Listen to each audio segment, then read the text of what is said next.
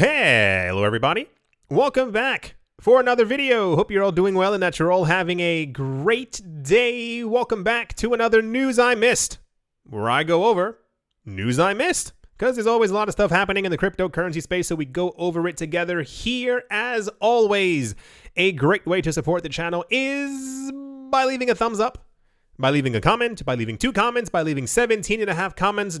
That's a lot of comments. You don't have to leave that many. Or by subscribing if you have not already done so. All of these things do help with the algorithm. And without further ado, let's jump right into it. And probably one of the more confusing news stories of the week. Ripple's chief executive officer, named Brad Garlinghouse, says the San Francisco-based payments firm is open to settling its lawsuit with the U.S. SEC under one condition.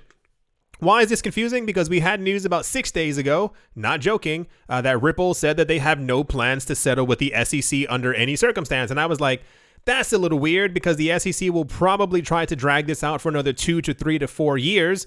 I just assume it's going to be a very long lawsuit, so why wouldn't Ripple want to settle? But now Brad Garlinghouse is saying, sure, we'll settle. In a new interview with Fox Business, Garlinghouse says Ripple would be willing to settle with the SEC if the regulator clarifies or clearly defines the regulatory status of XRP. He said, and I quote, "To the extent we can find a constructive path forward with the SEC, we, of course, want to find that. There's no scenario, though, where we're going to settle unless there's absolute certainty about what XRP is on a go-forward basis." He basically means, is it a security? Is it a commodity? Does anyone have to rule over it? Or is XRP decentralized enough to float around on its own? He said, and it's very clear that how Ripple is using these technologies, how many scores of other people in the community are using these technologies. They're not securities. They do not represent an ownership in Ripple, the company. Garlinghouse also says that the crypto industry is already significantly regulated despite recent statements by the SEC chair, Gary Gensler, that says that the space is a wild west. He said, I think we lose sight of the fact that crypto is regulated. It's regulated by the CFTC. It's regulated by other government entities, whether it's FinCEN and the U.S. Treasury. So I've heard the SEC people come forward and say, hey, this is the wild, wild west. It's not regulated. That's a weird sentence that he said. And here's a screenshot of him on Fox Business talking about exactly what we just spoke about. So this has been going on for far too long. This is an event that I believe that no one else actually cares about except for people who are really into Ripple and or Ripple themselves. This will at some point be smoothed over, but it's more of a, just kind of do it. If you want to settle with the SEC, just do it. I would assume, my assumption is a settlement with the SEC would assume that Ripple would then be announcing, hey, we are a security, we fall under your jurisdiction, yada, yada, yada. Right. So that's the confusing news of the week, I guess. But let's see if it actually holds up, because I have a feeling the SEC is going to continue to be special for as long as they possibly can. Yeah. Let's move on. Also super popular in the news, and this isn't really surprising, so I'm not really sure why it made news. Tom Brady, an American football player who is the quarterback of the Tampa Bay Buccaneers of the NFL. Quarterback accomplishments, yada, yada, yada. They mentioned that he's the GOAT, and then they spelled out greatest of all time as if, do people not know what GOAT means? Recently, while doing an interview with American sportscaster Jim Gray for episode 5 of satellite radio company Sirius XM podcast Let's Go, Tom Brady revealed that he would consider receiving part of his salary in Bitcoin, Ethereum, or Solana. When asked by Gray if we will ever see NFL players asking for salaries to be paid in crypto, he said, yeah, it's an interesting topic. I think a few players have requested that. I'd love to request that to get paid in some crypto, to get paid in Bitcoin, Ethereum, or Solana tokens. Solana's the kind of the weird dog there. I know that people like Solana, but no one ever really throws Solana like, oh, I would love to get paid in Tron. It has like a weird kind of ring to it. He said, I think it's an amazing thing that's happening in the world. The way the world is becoming more digital, I don't think we're ever going back yet, logically. And I definitely see a world where players are going to be paid in cryptocurrencies in the future. So, yeah, Tom Brady says he wants to get paid in crypto. I kind of feel like he already can. And actually, hold on. There's actually another. I'm like, hold on a tick. There's actually another story in this video that actually shows that he already can completely get paid in it. But, we'll see that in a couple of minutes. I also feel like he's rich enough to the point where, like, he can just simply take his own money or have someone else take his own money and simply convert it into crypto immediately. But alas, cool. Yeah. It's not the first sports star that we've heard from who is trying to get paid in cryptocurrencies. There are multiple other NFL players and NBA players. And I think there were also some, I don't remember.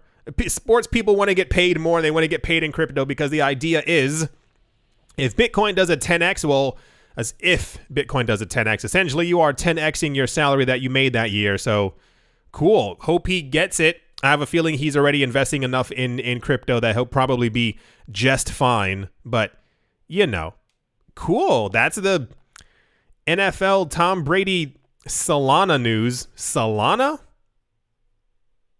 All right. Let's move on. Next up, PortAventura, Todos Medical, and Moneo are among the latest companies wanting to enable cryptocurrencies as a means of payment. The Spanish amusement park and leisure park, PortAventura World, would be the first in its field to add Bitcoin payments as an option to its clients. The initiative would start from the next season. Does that mean like weather season or like sports park season? And would initially allow crypto settlements at the hotel's resorts.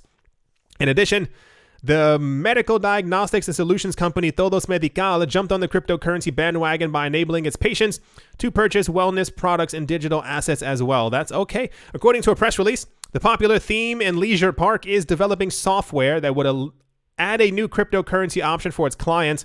Starting from the beginning of 2022, guests of the resorts hotels would be able to pay for their accommodation in Bitcoin as well. Unless I'm completely mistaken, here's the actual press release right here.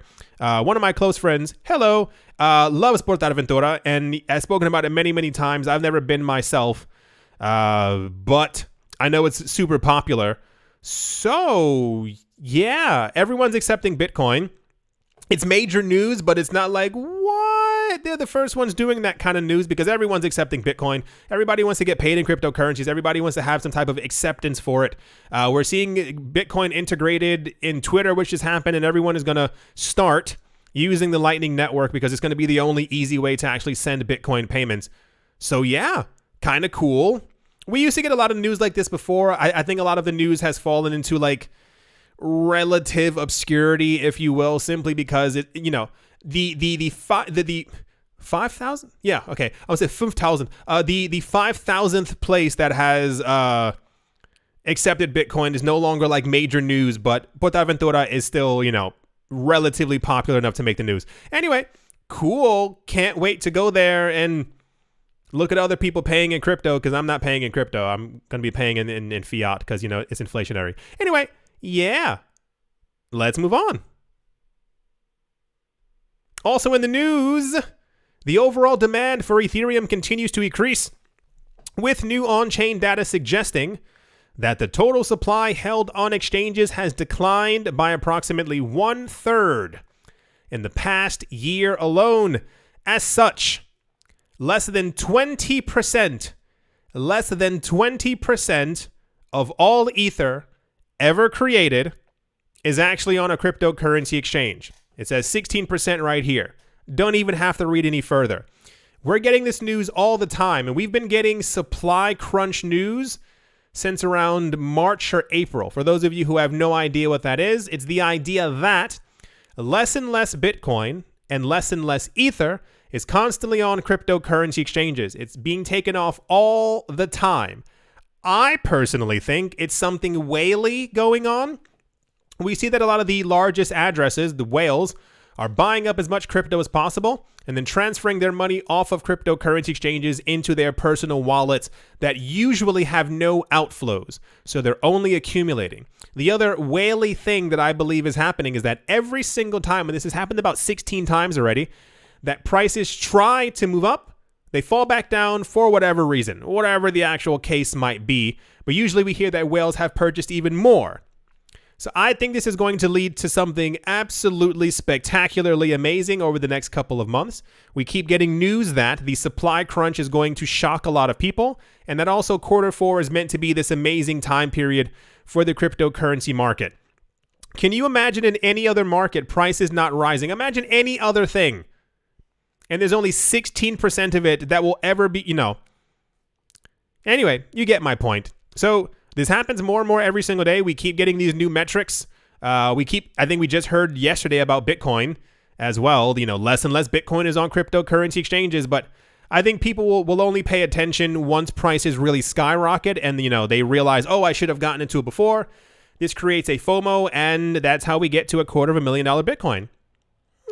Anyway, that's the only 16% of all Ethereum is sitting on crypto exchanges. Don't forget about the $1 billion plus that was also just burned. Just throwing that out there. Alrighty, let's move on. Also in the news during this week, this was also kind of okay. Amid the ongoing legal battle between Ripple and the SEC, a Ripple board member has voiced support for XRP, as one would assume they would. Former treasurer Rosa Rios, who joined Ripple's board of directors back in May of this year, took to Twitter on Sunday to reiterate her confidence in XRP while criticizing other cryptocurrencies such as Bitcoin. Rios argued that jurisdictions like China are now cracking down on Bitcoin, as cryptocurrencies like Bitcoin allegedly provide nothing more than a tool for speculation. Tagging Bitcoin, Ripple and its payment ecosystem RippleNet, the former U.S. official wrote, XRP's primary purpose is facilitating cross-border payments, while other cryptos find their value in speculation. China's latest move brings this point home. A little weird, little odd. This news was when this news first was released, it was touted as this former person working in the White House says XRP is the best thing ever. And then more articles began to, tumble out, and we figured out that she's actually a Ripple board member. So I assume this person should only have nice things to say about XRP. It's a little weird. Maybe if they weren't a board member, it'd be kind of different. But alas, here we are.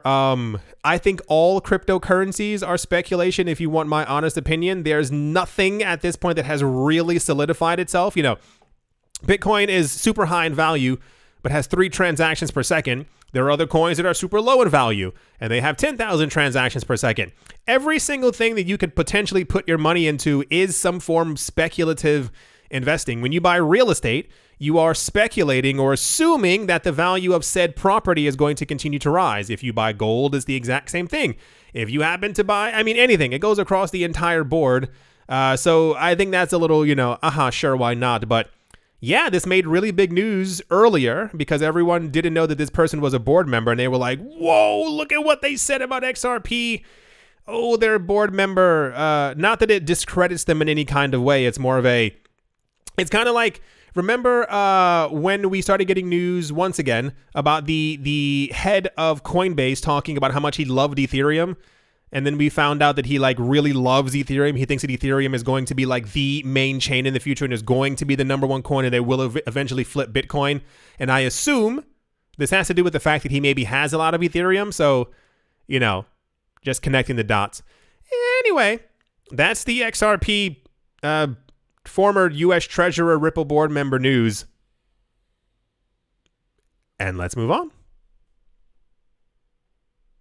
Also this was popular, and I'm just not understanding completely what is really going on.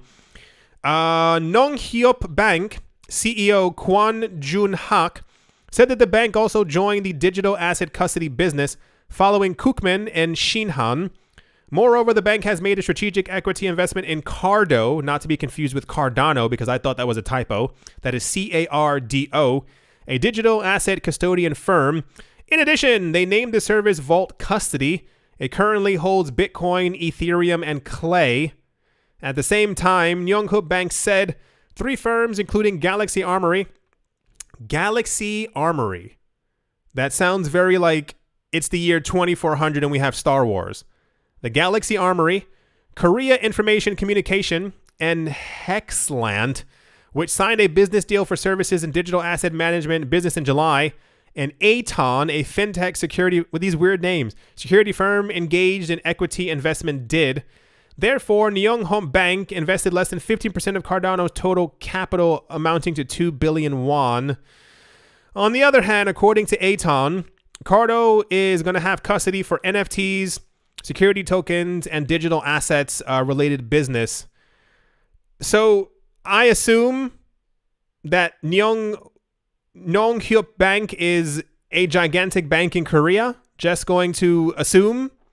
And they've gotten into the digital custody business by assimilating other companies. They're currently only holding Bitcoin, Ethereum, and Clay, but they're getting into NFTs, security tokens, and other things of the sort. This was it wasn't popular news, but it was news that I saw about 4 or 5 times over the course of the week. And I was like, okay, because other banks are doing the exact same thing. But I guess the gravity of the bank didn't really hit me because I don't know this bank. But I assume other people do because it kept on making the news. So other banks, for those of you who do not know, are also working on custody solutions to be able to hold your cryptocurrencies and stuff like that. And I assume as NFTs continue to get bigger and bigger and more popular and celebrities are buying them and stuff all the time, I assume that eventually, you know how like people and like there are companies who like hold paintings and artwork. I assume there are also going to be banks and institutions who hold NFTs and digital collectibles. So because, you know, custody. So cool. I mean, I'm never going to use them, but if you use this bank, you know, you can leave your Clay and your Bitcoin with them. All right. Let's move on. And to finish things off, tying into the Tom Brady thing, Coinbase, the leading crypto exchange in the US, announced a few hours ago that American citizens will be able to automatically receive their paychecks in crypto. See how it ties directly into it?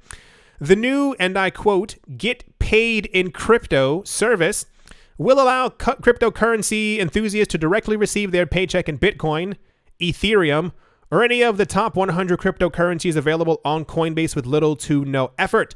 Users also have the option to receive payments in US dollars directly to their Coinbase account, which they can spend with their Coinbase debit card, just like a regular bank account, because Coinbase is basically a bank. All these cryptocurrency exchanges have a lot of charters that make them basically banks. The exchange also offers the option to receive payments in USDC or DAI, the stablecoin, and earn interest over time. They said, now you will save time on the extra steps it takes to move money, so you can immediately earn interest on your income or earn crypto rewards with your Coinbase card. Plus, you'll pay 0 transaction fees on direct deposit funds, so you have instant and free access to the crypto economy. According to the blog post, Coinbase seeks to reduce friction. Seeks to reduce friction when acquiring or using cryptocurrencies, allowing people to start using or exchanging tokens more easily and instantaneously. Coinbase believes this will represent the future of payroll. They're not trying to make it easier for you. They're trying to grab hold of the entire market. The entire idea is if you can leave your bank, like imagine how you formerly had to deposit your money with your bank account. Imagine if you could just do that with Coinbase. Well, then Coinbase has the entire market. Imagine you try to go to another cryptocurrency exchange with your bank account to be able to buy crypto. Well, my bank account's already part of Coinbase, so I might as well just buy my crypto on Coinbase. Wait, I want to invest in some cryptocurrency products to be able to earn interest on my money. Wait, Coinbase does that as well? So it's not a marketing ploy, kind of. It's just more they want to make sure that you're doing everything on their platform. That's kind of the entire idea. Anyway, cool. Yeah, so there you have it. It's actually already a thing. Assumption, Tom Brady is not receiving an actual physical piece of paper check for, I assume, his $12 million contract. I don't know how much it is, but that sounds correct. I assume maybe it's even a little bit more. But cool. I think this is a very good way for people to be able to directly invest or simply, have a bit more ease, especially if they actually are having no fees, which is a very big thing right now. Yeah, I think the entire idea that people would be able to even send money directly to Coinbase all the time and even have not financial advice and even have maybe $100 put into the market per month automatically, it takes a lot of the stress away from investing. Yeah. Good job to them. Yeah. Oh my gosh, $12 million. Oh, and shout out to the person, whoever, you can see all the transactions that are happening with Bitcoin, like on the screen if you're looking at the screen. Sometimes they're like $47, other times they're like $38 million, some astronomical numbers. Somebody noticed at the end of my last news I missed, there was a transaction for $1 billion, and I was like, who the heck? First of all, if you've sent a cryptocurrency transaction before, it's quite nerve-wracking, especially, even on the blockchains that do like a 5-second transaction, you sit there and kind of hold your breath hoping that you did it correctly. If you've ever sent the transaction on Bitcoin, especially in 2017, I think there was a point where the network got so clogged. I think one transaction took me like 20 hours or something. Like I sat there looking at the computer and I was like, it just didn't arrive. It took a very long time.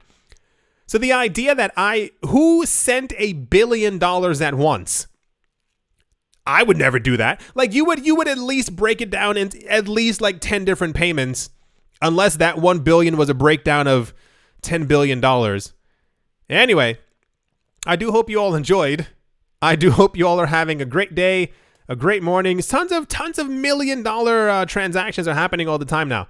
Hope you all had a great day, great morning, great afternoon, great evening, wherever you are, wherever you might be. I do hope that it is absolutely fantastic. Thank you all once again for watching, listening, and or supporting. And I will most certainly be talking to you all soon. See you.